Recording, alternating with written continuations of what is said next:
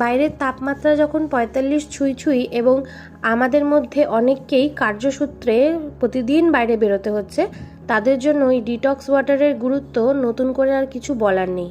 কিভাবে বানাতে হয়, শসাগুলোকে প্রথমে এইভাবে গোল গোল করে কেটে নেবেন, তারপরে আদাটাকেও সেম ওয়েতে কুচিয়ে নেবেন এবং এরপরে লেবুটাকেও এইভাবে আপনারা গোল গোল করে কেটে নেবেন।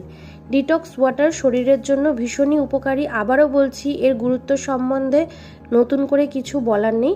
আপনারা চাইলে এর মধ্যে চিয়া সিড অ্যাড করতে পারেন। আমি চিয়া সিড পার্সোনালি খেতে পারি না, তাই আমি অ্যাড করিনি। আপনারা এইভাবে কাঁচের বোতলে সমস্তগুলোকে দিয়ে তারপরে মিন্ট বা পুদিনা পাতা দিয়ে একদম নর্মাল ওয়াটার, কোনো ঠান্ডা জল বা গরম জল নয়, নর্মাল রুম টেম্পারেচারের ওয়াটার দিয়ে এটাকে 3 ঘন্টার জন্য ভিজিয়ে রাখবেন এবং নেক্সট 4 আওয়ার্সের মধ্যে এটাকে শেষ করবেন।